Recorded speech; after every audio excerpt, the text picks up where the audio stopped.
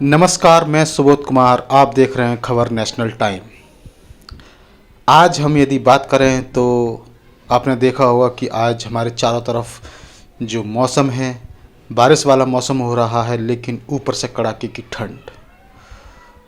साथ ही हम अपने घरों में बैठे हैं और चाय के साथ पकौड़ी का लुत्फ़ ले रहे हैं, एंजॉय कर रहे हैं।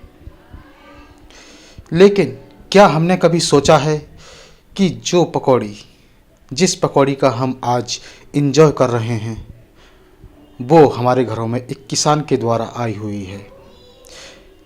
यदि वो पकौड़ी बेसन या पालक की है तो चने से बेसन बनता है और वो चने की फसल हमारे देश का जो अन्नदाता है वो उगाकर हमें देता है। उसके बाद वो हमारे घरों तक आती है। बेसन से बनी पकौड़ी या चने से बना बेसन, ये सब अन्नदाता की देन है।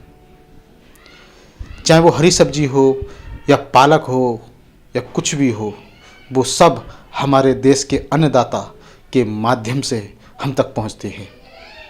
लेकिन आज हम अपने घरों में बैठे हुए हैं। क्या आपने कभी सोचा है कि इस कड़ाके की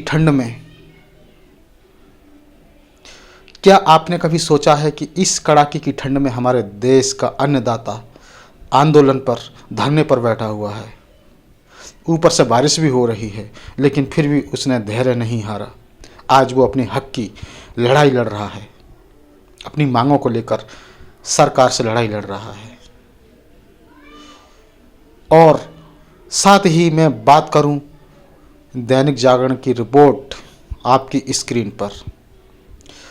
ये मेरे द्वारा बताया हुआ नहीं है, क्योंकि अभी तक 19 घंटों में 2 किसानों की मौत हो चुकी है और लगातार किसानों की मौत हो रही हैं। चाहे वो आत्महत्या हो या फिर हार्ट अटैक हो या फिर सर्दी के कारण हो, किसानों की मौत लगातार हो रही हैं।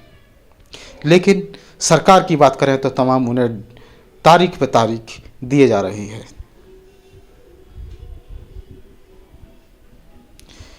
आज हमें वो दिन याद आ रहा है जिस समय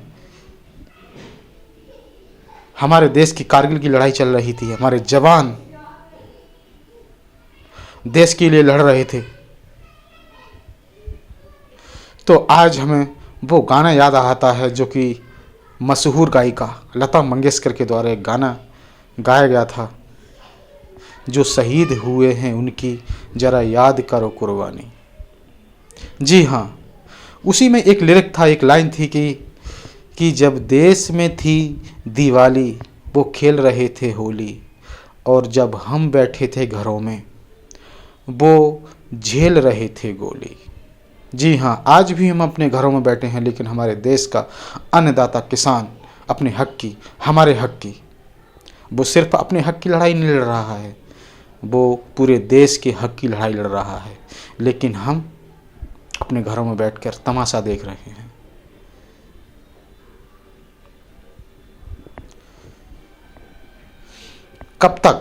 आखिर कब तक ऐसा चलता रहेगा?